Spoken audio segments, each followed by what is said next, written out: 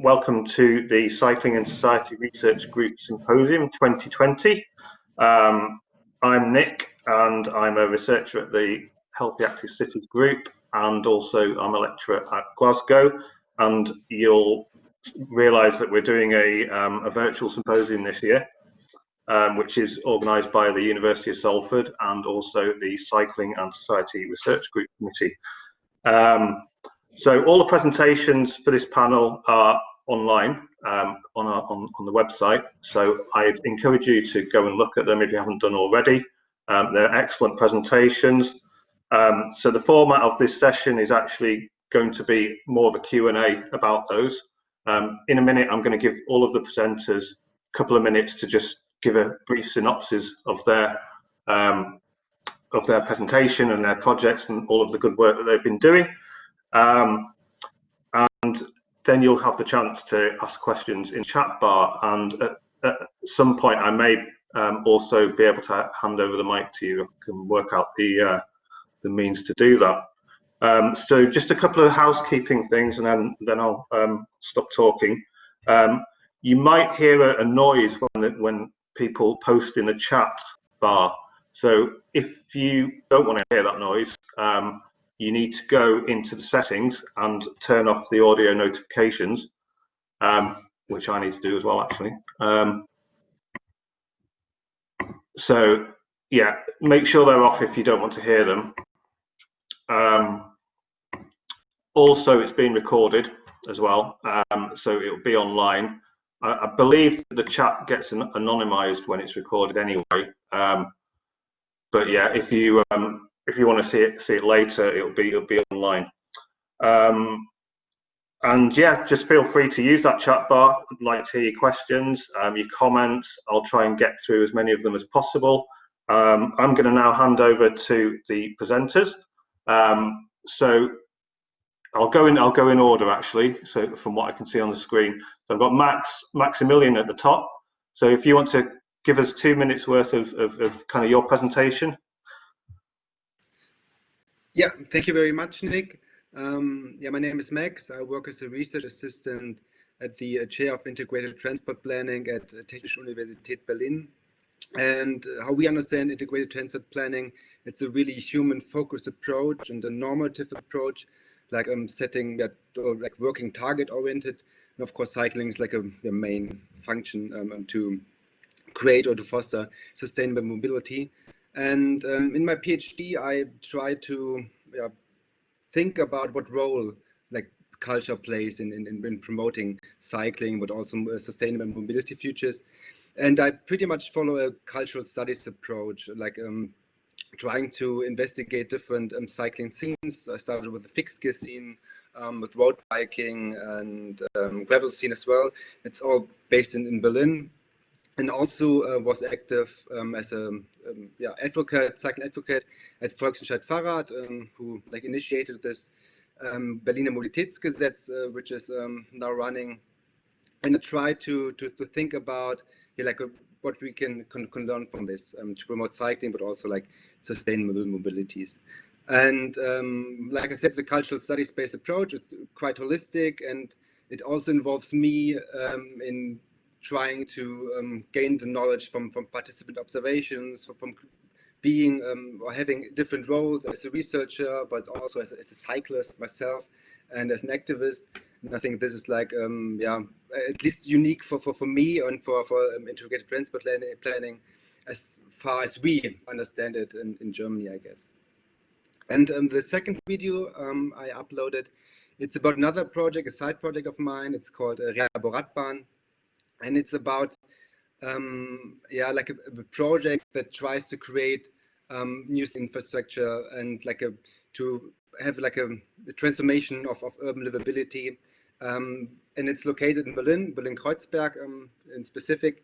And it's like, if you don't know if you know it, it's like the U1. It's an elevated subway line in Berlin that goes from east to west. And underneath, there's a lot of space that's largely not used at all. And we came up with this concept to use this space mainly as a cycling lane, but also to integrate it into the urban environment, and also to do a lot of participant and stakeholder engagement to really promote cycling and sustainable mobilities, and also show the people who live there. There's a lot of migrants as well, like how about cycling and can improve their way of life, and to discuss this with them. So yeah. Thanks very much. Yeah, good synopsis, and I did like the idea of the design that you showed in that video. That was great. So next up is Mitali. So a couple of minutes about your work.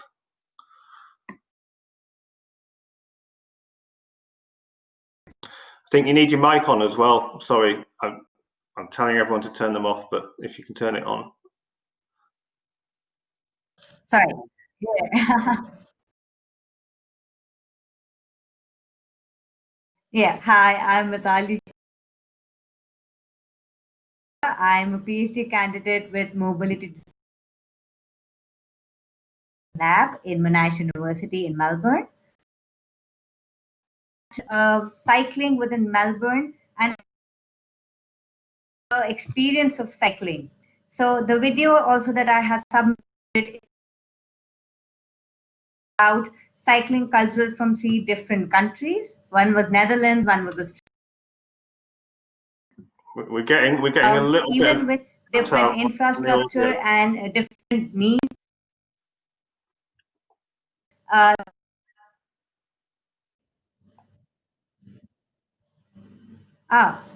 Sorry. Okay, So yeah, try that. Yeah. Am I audible now? We can hear you. Yeah. I'll tell you if it cuts out. Yeah, I think I'm going to turn my video off. I think that's better. Yeah. Perfect. So through the contribution, I was trying to establish a position of cycling in different countries, Netherlands, Melbourne, and Netherlands, Australia, and India, and how infrastructure and experience of cycling differ and means differently in all these 3 countries, and how it is really important to not just look at the functional dimension of cycling, but also incorporate the experiential dimension to create a holistic version of bicycle-friendly cities. So this is what I've been aiming at, and this is what I'm looking to explore even within my PhD. Thanks very much. Much better without the camera on, actually. So yeah, we definitely got all of that, which is great. And actually, I've been remiss. I haven't actually mentioned that all of the presentations are in some way connected to spaces. So that's the general kind of topic for this panel, but obviously there's a lot more to it than that. So the next person I have is Seamus. We need your mic, Seamus, sorry. Yep, have you got it? Brilliant. Yes, I made the same error. I forgot to turn it on. Yeah, so my name's Seamus Allison. Thanks for giving me this opportunity to present some of the work we've been doing. I represent a small research team from Nottingham Business School, and over the last couple of years, we've been working with Nottingham City Council to evaluate a number of interventions to encourage sun in Nottingham City. The city is an interesting one to work in. It's quite ambitious and has a carbon neutral target by 2028. Although having said that, cycling's travel to work mode share is kind of stubbornly low at no more than about 4.5% of journeys. Possibly one of the things against the city is that it's got hills. But the council sees cycling an important element to that carbon neutral. We've got 3 presentations on there, but there's just one that I think I'd like to talk about at the minute, because it's perhaps the one that's a little bit more novel. All 3 come out of a single piece of evaluation we did for Nottingham City Council on a new piece of infrastructure in the city called the Western Cycle Corridor. And there was an on-street questionnaire, and we took that data, we crunched the numbers for them, and we came up with 3 pieces of evaluation. One was to look at the factors, a bit of factor analysis. People are likely to cycle more. Another, we looked at the qualitative comments coming back from cyclists. And the final one is we took the data and we thought it would be useful to look at the types of people who have started to cycle more as a result of the infrastructure, because those people represent a really useful target for the city council in order to encourage more cycling.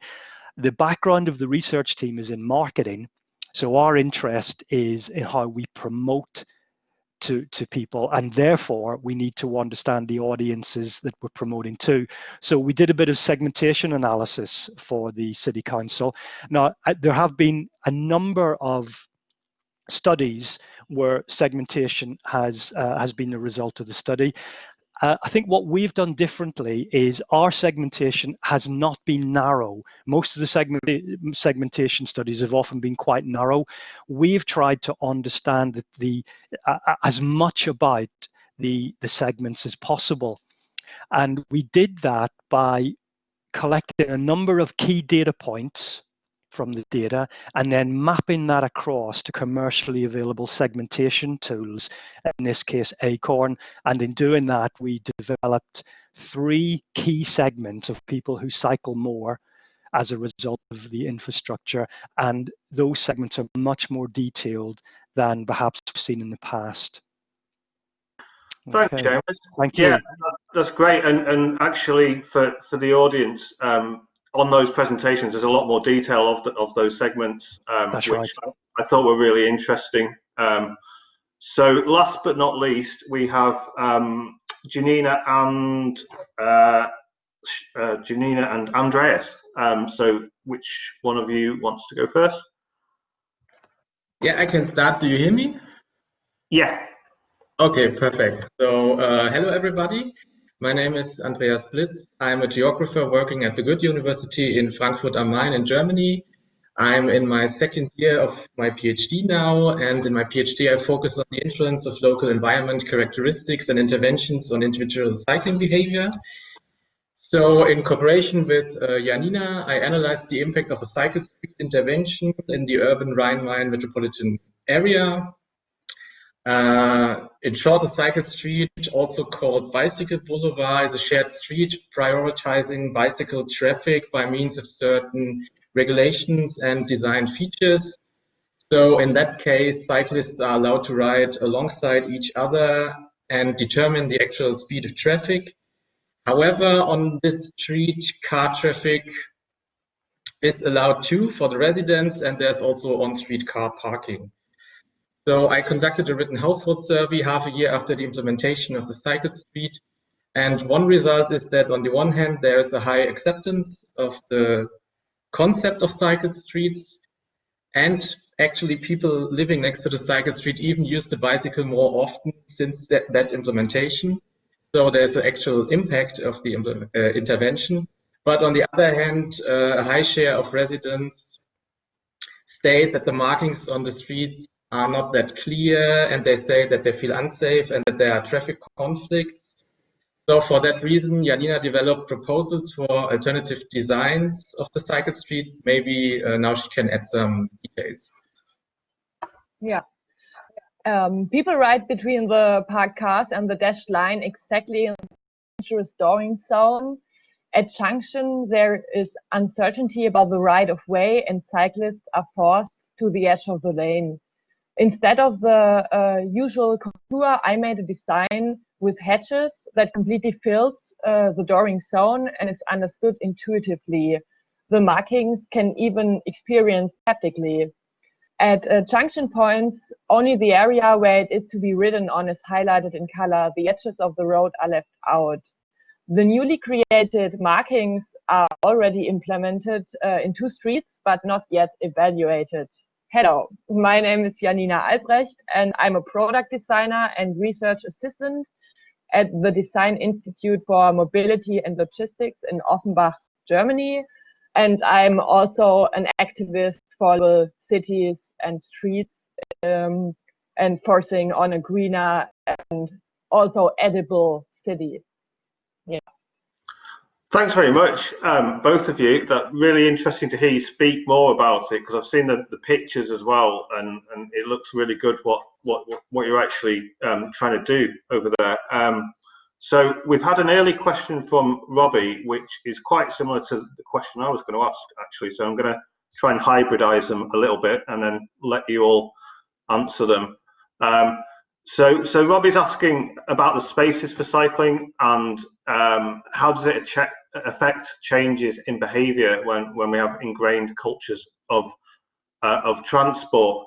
And just to go a little bit further on that as well, I was just wondering how you move forward from these schemes and use the infrastructure to change behaviour. So who wants to go first? I'm happy to get things rolling on that one. What we found from the research we did is that the infrastructure that was built at the Western Cycle Corridor definitely encouraged more people to cycle, and people who are already cycling, it encouraged them to cycle more. But one of the reasons we looked at the segments and the detail we've got in the segments is because as marketers, we see there's a bit of a kind of one versus the other here. There's the build it and they'll come approach, which is the infrastructure approach. And then there's the tell them and they'll come approach. And as marketers, we're on the tell them and they'll come side of the argument, whilst accepting that it's really important that there's this strong infrastructure, because people tell us that's important. And I think Maximilian, you mentioned this also in your presentation, where you said that cycling promotion needs to go beyond infrastructure. So for us, there's two jobs to be done. One is to encourage the potential cyclists, and we built a little iceberg model for the city council, and the infrastructure encourages people at the top of the iceberg, but we need to encourage people further down the iceberg, and that's about making the case for cycling. And part of that is the whole cultural thing, and that can only change, other than perhaps through legislation, by promotional messages to people and starting to normalize cycling. Thanks, Seamus. Does anyone else want to add to that?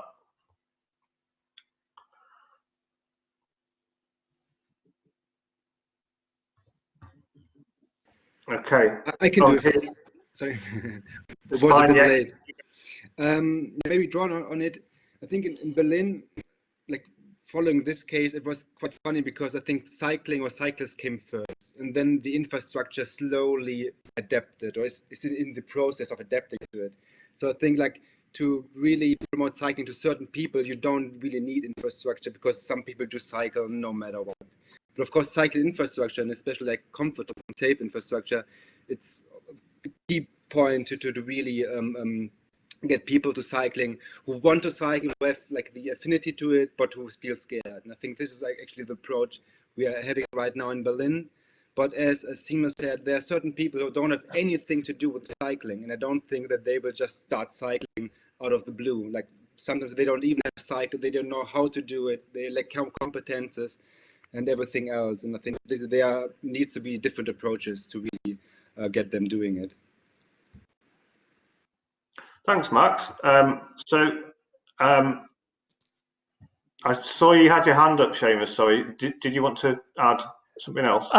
Yes, please. Yeah, just to respond to Peter's question there on the chat panel.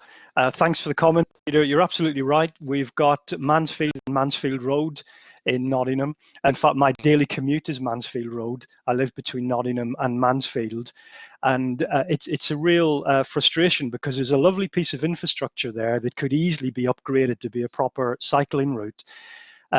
My understanding is that there's a big difference between the approach taken by the city council and the county council, whereby the county council is very resistant to removing space from cars, whereas the city council is much more willing to do that. if you're part of the Pedals organization, you may be part of the wider cycling group that the city council reports into. Yeah, the city council reports into, and you may already see some of the research we've done through that group. Yeah, thanks. Thanks. And also there's a question from Harry for Hanina about the raised markings. Did you have raised markings on your cycle streets? They are not more raised than most other markings, but since there are like lots of lines next to each other, when you cycle across them, it's like a bop, bop, bop, bop, bop feeling. And yeah, everybody knows it's like not that comfortable to ride on. So yeah, we use the shape makes the haptical. Yeah. So kind of bringing in also the initial question as well for you two. I'm wondering also how the markings are changing people's behaviour. So we can't like say specifically because we didn't evaluate the new markings yet, but in general we can see that in the cycle streets there's more cycle traffic. So people use this street and not the street next to it. So you see more cyclists on one street, and compared to the amount of cars, there are more cyclists. So you feel safer as a group, and this helps a lot. And as far as I can see it, the drawing zone works now, and it didn't work before. Great. So I've got a hand up from Andreas, and then I wanted to also bring Mitali in as well. So if you go first, Andreas. Okay, yeah, thanks. So I just want to agree what has been said now, that there have been different measures for promoting cycling. So what's very interesting, the cycle street intervention is such a package of different measures. So you have the infrastructure which was built up, you have a limitation of the car traffic in that street, so only residents are allowed to pass that street. There were also marketing campaigns, there were events, flyers, online marketing. And I think what also is an effect is that actually there are more cyclists now on that street, as Janina said, so it is part of a cycling network. And I think if the residents see that there is much cycling in their street, I think it is also one thing that could promote cycling for them. So yeah. Thanks very much. Mitali, are you there? Yep, I'm right here. Okay, I wanted to kind of just quickly ask you as well about your project and the research that you did, and whether or not you found anything about the experiences of people using infrastructure. So while I'm conducting my research right now, so I come across a lot of typology of cyclists. So you have your interested but concerned, you have your experienced and carefree cyclists, and you have your other cyclists who like no way, no how. And I think because infrastructure is so instilled in us that we feels automatically when we look at infrastructure, we start feeling secure and safe about cycling, which might not always be true. Considering countries like India, where there is no infrastructure, the level share and mode share of cycling is relatively way higher than any other country. I mean, like at least major developed countries like Australia or US or Canada, for instance. So I feel it's the experience of cycling has a lot to do with that. Because if like how when I saw Andreas's project about creating cycling streets, which is quite relevant, you do not necessarily need to have a defined infrastructure in order to promote more cycling. If you reduce the speeds, if you create a very well intact experience or traffic calming measures, you can still promote cycling in a manner that does not require you to add more lanes or more stones on the road. So I feel it comes from that perspective. And that's what I'm trying to even look at, because a lot of the intangible aspects we kind of overlook when we start designing our streets.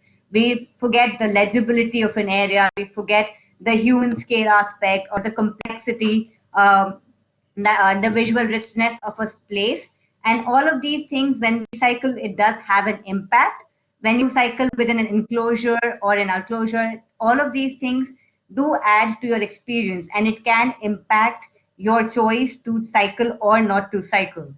So that's the kind of thought I'm coming from, and that's what I'm trying to establish, what is the importance of these intangible and micro scale elements in promoting cycling. Thanks very much. So the questions are now flowing in, so I'm going to try and move through them. So the first one, I'll come back to you, Seamus, because there's something specific to Nottingham in terms of the issue of Mansfield Road again and hills. So yeah, I'll read it out anyway. Guess the underlying issue with Mansfield Road and the north of Nottingham, as in other UK regions, is the question of hills, how to mitigate their challenge for occasional cyclists or less physically tuned cyclists, and what additional affordances are provided elsewhere. I guess that applies to everyone as well. So if you want to chip in about your areas as well, I'll start with you, Seamus. Yeah. Okay. Thanks. I'll come to that question in just a second because it's a really interesting one regarding the relationship between the two councils. But back to the ideas of spaces for cycling and behaviours and the segmentation work that we did. One of the potential outcomes of the segmentation and the fact that we're using commercially available segmentation tools is that we can know a lot more about the audience. The kind of data that would then be available to a council would be similar to the data that, say, a big supermarket has, and they can tailor their offerings much, much more carefully as a result. And one of the things that it might be possible if a council shares its data with one of these commercial segmentation tools is that we can know where people live. And similar people tend to cluster together. That's one of the lessons of segmentation. So if you look out the window of where you live, you'll probably see other people very similar to you. It's one of the things about segmentation in the UK. Similar households tend to be similarly clustered. So if we know where people live, we can start to ask the question: are the cycle infrastructures even in the right place? Because in Nottingham, they follow the arterial routes. And I'll bring in Peter's question now. And in the city, most of the work has been done on the flat parts of the city, and there's been far less work done on the hilly parts of the city. So the councils are automatically gravitating towards the big arterial routes. But these cyclists may not live near the big arterial routes. But now we can know where they live, and it might be that the best cycling infrastructure in Nottingham is the stuff that we haven't even done yet, because it takes back roads that fly past the arterial routes. Thanks very much. Does anyone else from the panel want to add to the hill issue? I think my 2 cents, hills have been an issue. It wasn't an issue for me when I was in India, but when I moved to Melbourne and I started cycling in Melbourne, I kind of realized how difficult that is. But hills are something I think that everybody has been trying to work for or towards, or at least work around it. And I think electric bikes and push bikes are ones who have managed to cater to that need in some way. But the avid cyclists who are very used to hills are they see hills as if you're going up, you're eventually going to come down.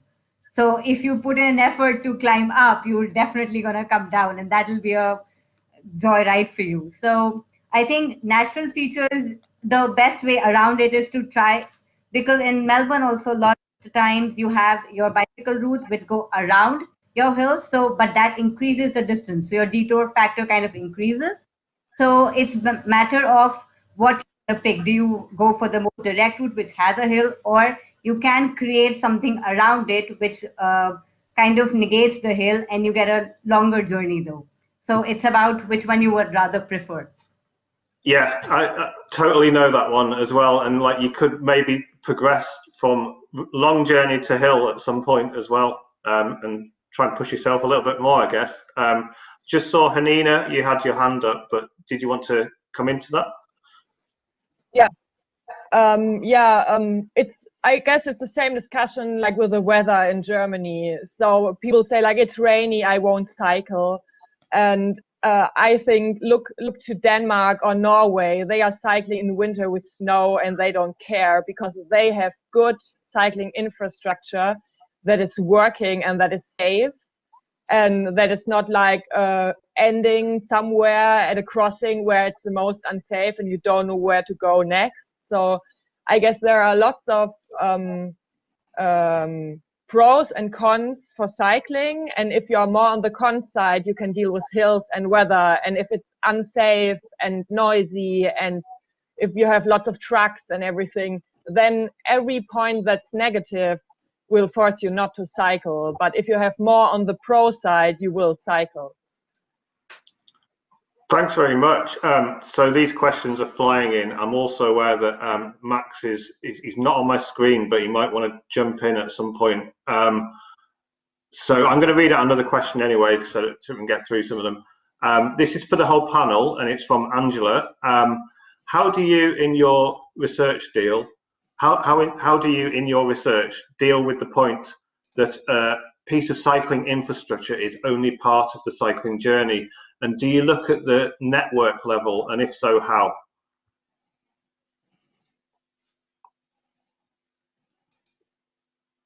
Okay, Seamus has got his hand up.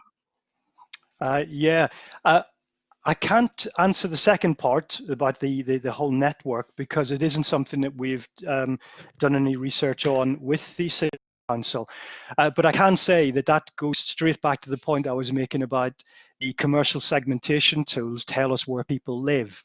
And if used in that way, they can perhaps point to where the cycling infrastructure needs to be rather than what has become, I guess, practice where we put infrastructure where the arterial routes are. So I think it has potential applications in that area. Yeah, like understanding the people, I guess. And that's right. Mitali, you've got your hand up as well. So can you add on to that? Yeah, actually, I just wanted to add that's a really good question, because I think especially when you cycle, you kind of realize you're cycling and all of a sudden your infrastructure disappears, because some city council just managed to build roads till a point, and then because their limits ended and the infrastructure went away as well.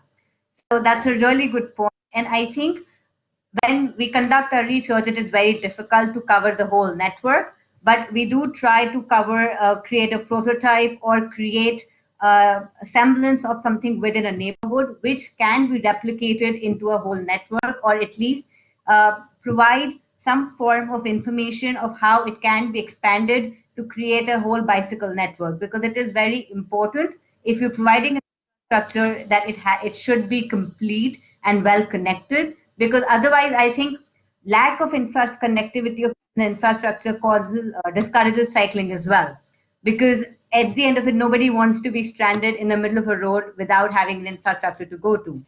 But within a research, because the scope is very limited and you have to cover an area which is doable by you, you kind of tend to create those small parts and study those areas where it is possible to add your expertise, and then at least for my part, provide a further research scope in which that can be extended to the entire city at least. Okay, Hanina, did you want to add on to that one? Yeah, I guess this only I'm missing the words. This is about the segregation of traffic. I guess almost every road that is used by cars in a city is also good for cycling. So I think one thing we need to think about is what can we do with car traffic so the streets can be used by cyclists too, and not only by cars. So when infrastructure is ending, we are talking about cycle ways or special lanes or segregated parts or like build bike lanes. But what is with the streets where we can share the road? So cycling infrastructure doesn't need to end. And when we, at our area, we also build lots of cycle streets along the big arterials where there's like fast and noisy and lots of car traffic. But what about changing car traffic so it slows down and it's safe to share the road, so you don't need extra bicycle infrastructure, and infrastructure doesn't end somewhere? So I think we need to think what to do now in the next years to build safe routes, but we also need to think about how should our city look in 10 or 20 years, and do we still need the bike lanes then, or is it then possible to share the roads? Thanks very much. That's a really good point. Max, I saw your hand went up and then back down. Did you want to join in on that one? Yes, please. Yeah, just found something that from the case of Berlin that's maybe in this context of cycling networks, valid for other cities as well, and that it's like to create this dense cycling network. There needs to be so many administrations, like in certain boroughs, to work together with the city level and between each others.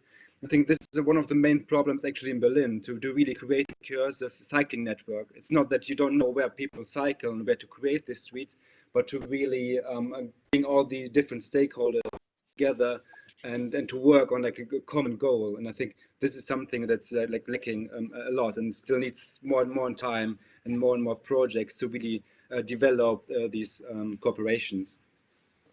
Yeah, it's a really good point about the city level and the culture. Hanina, did you want to come back on that one? Yeah, I just started working on a project about intermodal transport in my city, where we work together with the city of Offenbach as the design institute, and we focus on all the public transport as well as pedestrians as well as cycling. So everything that's maybe better for the climate than how it's now, how we move now. And it's like a two-part project. One part is that the planning and management needs to be designed in a new way, because the main problem is that all the different actors in that scheme don't work together. So the train company is working about the train, and when you come to the train stations, you don't know when your bus is going and where you need to go, and you don't know where you can rent a bicycle. And everybody is putting up their signs in their colors, but it's not friendly for the user. So as a person, you don't have any place in that whole system of transport. So we need a mobility change, kind of. And in that area, we also think about cycle lanes, because it's an active mode of transport.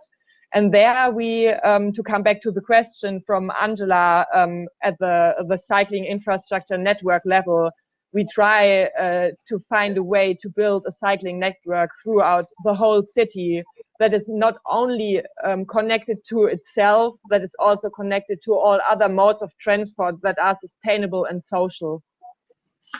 Yeah, it seems like this is a problem that is pretty much everywhere. So I've got a specific one for Mitali here from Camillo. Did you find big differences in cycling experiences, infrastructure, culture within cities in India? And for the case I study, so this is Camillo's study in Bogota, there's small areas of the city with really good conditions, but the majority is very dangerous. Oh, I couldn't agree more. The culture of cycling within India is extremely different, because the captive riders within India are very different. Majority of people cycle here because not that they want to, they don't have a choice instead of cycling. So that kind of puts a lot of things in different perspective, because that part of society is is not a very economically high society. So catering to that, now because of COVID, there are a lot of cycle lanes which have started popping up within cities in India, and a lot of people have started taking up recreational cycling. But yes, there's a huge amount of cultural difference within cycling if I compare it with Melbourne and New Delhi. Because when I went to Melbourne, I realized how different it was. You have different kind of cyclists. You have recreational cyclists, you have lycra cyclists, you have commuter cyclists, and you have utilitarian cyclists, and people choose to do that. However, here people are bound to do that because other modes of transport are too expensive for people to take on. But situations are really changing. There are a lot of guidelines and policies have been put in place within India to initiate the dialogue for increasing more cycling. And people are getting a lot aware about cyclists and cycling rights within the country as well. So all in all, it looks better, and I hope it gets better too. Thank you. So I'm struggling to keep up with all the questions here, but there's a general sort of there's a general kind of mood about bringing people into cycling. I'm going back to something here from Camillo, and sometimes there's not enough attention to improve the experience of and the safety of people who are already cycling. Because a lot of them are cycling out of necessity instead of choice. Anyone want to comment on that? I see Seamus has got his hand up at the moment. Do you want to come in? Yeah, I can bridge across to that question. I was wanting to respond to some comments made by Peter and Angela on the chat there regarding whether segmentation creates stereotypes, and then the implication of that when we look at inclusive, making cycling inclusive. I guess the simple answer is the whole purpose of segmentation almost is to create stereotypes. That's the nature of the tool. But two things come about from that. The segment tells us which people are most likely to want to cycle and who they are and what they read and what they do and what their motives are and so on. And we can firstly then find the segments that are most similar to those people, and they're likely to be the targets of the audiences most likely to respond. So that's a good way of using limited resources to get more people to cycle. But also, the process of segmentation tells us who are not cycling, and that becomes a completely different marketing problem, where we then can go and segment the people we have, the non-cyclists, and understand a lot more about who they are, what their motives are, the papers they read, where they live, and so on and so forth. So initially, I'd completely agree. Segmentation appears to stereotype and appears to promote more of the same, but the tool doesn't have to be exclusively used that way. And in fact, it isn't. Commercial organizations would ask themselves why certain groups of people are not responding to their offerings, and then go and work out how to persuade them to respond to their offerings. Fantastic, great. So coming back to a point from Hanina, and it's a question from Peter. Can we use smart tech to prioritize cycling when cyclists are trying to use the contested road spaces? Oh, that's a good question. I don't know if I can answer that. In general, I think if we build roads, we harvest traffic, as at least there's some saying in German that's like that. So if we have good and safe cycling infrastructure, there will be cyclists and it will be used. So I'm not sure how smart it can be, because I think if we have car traffic and cycling traffic and it's like early in the morning and everybody wants to go to work, who do you give the road to? And who is like, if there are like more people on the street, how do you prioritize cycling? But you also have more cars and they have less lanes then? I'm not sure. So maybe he can add to that what he means exactly. Sure. I'm just yeah, but in working through. general, to have like a temporary infrastructure, for example, also to have play streets for children, to say like on weekends we don't need it for traffic, we close it for playgrounds, is like a good idea. So we can share the roads not only in space but also in time. Okay, thanks for that. Thanks for answering. Max, did you want to come in on that one? Yeah, maybe in the project Rehabo Radbahn, we have one thought that could at least provide a bridge between like smart technology and like making cycling more comfortable.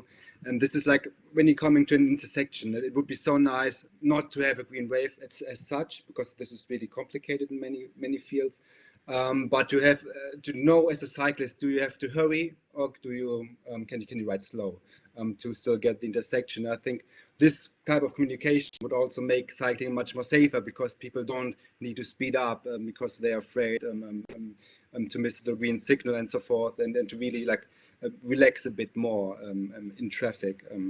That's hostile enough in a way. So yeah, I think there are certain elements where it makes sense to try to combine smart technology, but it's not the only choice properly. Thank you. Thanks. Hanina again. Yeah, I just thought of what Max said. There's also like a rain sensor on traffic lights, where you can have a green light as a cyclist when it's raining, and normally you would have to wait. That's maybe a good example. Thank you. Okay, going back to the chat. So Connor has a point, which is it's sort of a question as well. Coming back to what Hanina and Angela have talked about, and regarding networks, an issue with providing for cycling is that it gets so resilient that it gets forgotten. A train needs a rail network, but a bike doesn't need a network, so doesn't get the priority. So is cycling a victim of its own flexibility?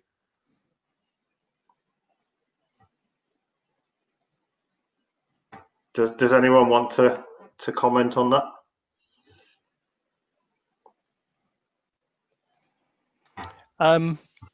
Yeah, well, briefly, it's not an area of that we've looked at in Nottingham, but with a 4.5% share of commuter, a modal share of commuter traffic, it would be hard to make the point in Nottingham that cycling is resilient. It would appear the reality on the ground in my city that isn't the case. Sure. Mitali? Yeah, I feel it's not about the cycling gets forgotten. My personal opinion is more on a stance of that it's the fact that cycling is treated as any other mode of transport, which is on the road, because it's using the same kind of format, that it has these conflicts with the cars and other modes, which it is not true. So cycling is supposed to be a pedestrian plus. You're not a pedestrian, neither are you a car. You have this whole different category for a cycle, which gets kind of overshadowed when it comes to prioritizing pedestrians and cars. And I think that's where it gets forgotten, not because it's flexible enough to be here or there. It's about the importance that cycling requires, which is not given to it in the recent times. Okay, thanks. Does anyone else want to come in on that? So we've got about 10 minutes left. So I was going to go around everyone now and just kind of sum up and think about maybe the kind of broader themes that we've discussed. So do we start? I'll start off with Hanina about your project. What do you think are the key success factors in kind of delivering infrastructure type projects? from your own experience in your own area? Compromise, I guess. So the cycle street we implemented in Offenbach is a compromise in itself because it has lots of car traffic and parked cars. So we as designers needed to find solutions for the for being safe there, for the dooring zone, for example. So for me, a good cycle street also thinks about pedestrians and about safely crossing the street and about sitting there if you are exhausted, and maybe trees that have shadows, and it should be safe for children and everything. But it's a political issue, and we needed the support and the money from our cities. So in the end, it was a lot about discussion and about prioritizing. And yeah, I guess you need to stay flexible and get the best out of it. You need to try. Yeah. Sure. Just wondering if, sticking with your study, if Andreas wants to add to that. Yeah, I just want to agree to what Janina said. It's a thing about compromise, and one interesting thing about a cycle street is, I think, is that not as if you have separate bike lanes, it is clear there are the bicycles and there are the cars, and on a cycle street, the car drivers, they have to make compromises. So they have to have a look at the cyclists, and maybe that's a kind of change of mind for them if they see, oh, there are streets where I'm not prioritized, but the cyclists are prioritized. So maybe in other streets, they also have a closer look if there are cyclists.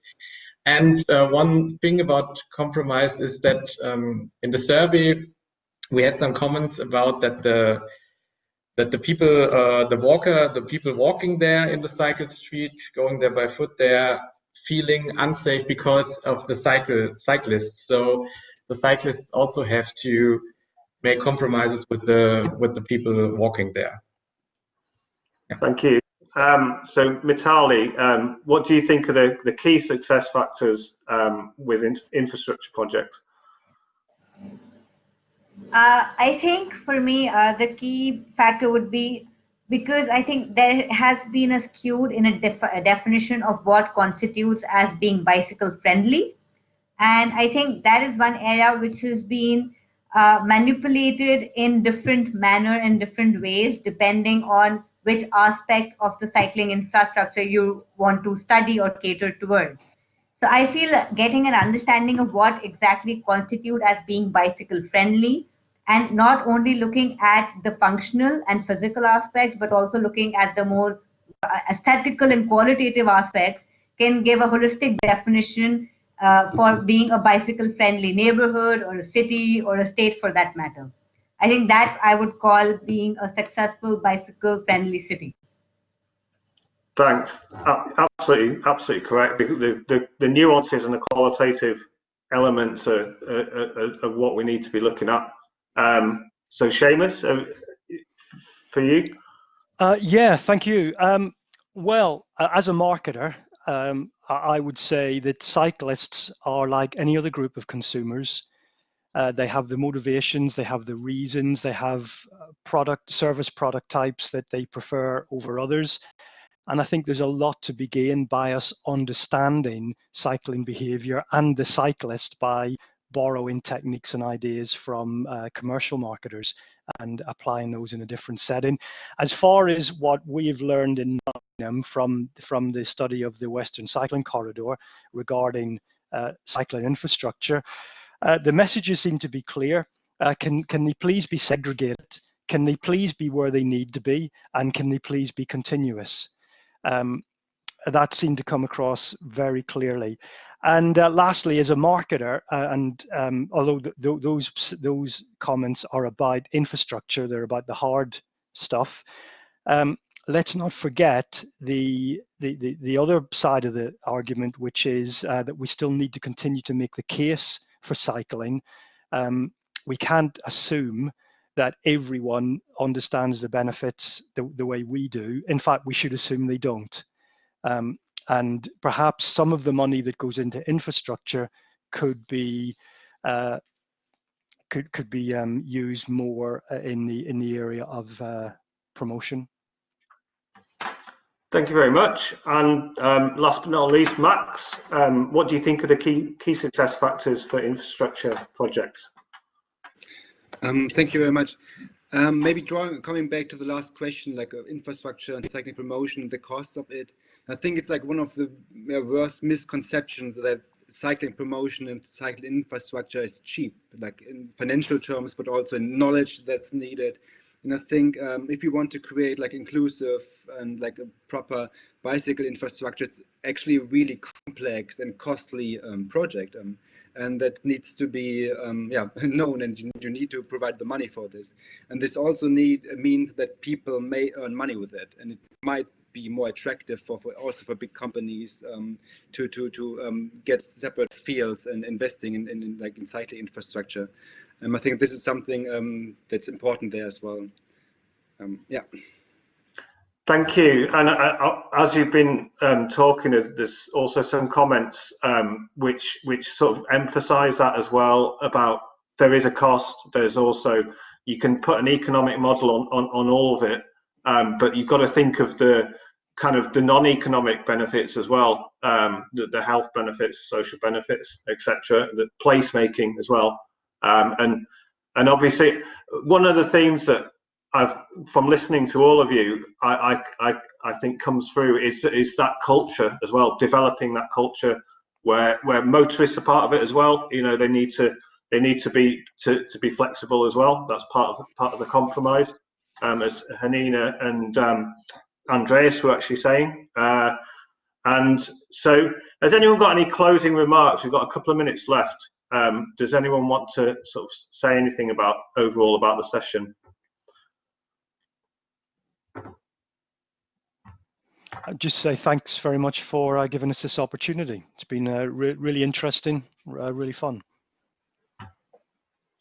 Yeah, and thanks to all of you as well, because obviously, again, I'm going to reiterate to the audience, the presentations are all online.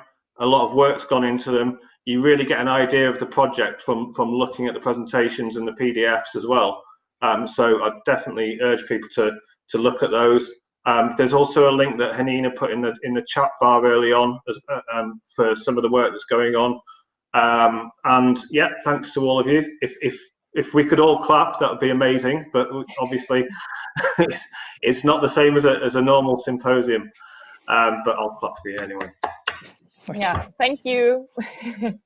Thanks, everyone. Yes, thank you so much. It was a great experience. Thank you. Thank you. Bye. Thank you. Bye. Bye.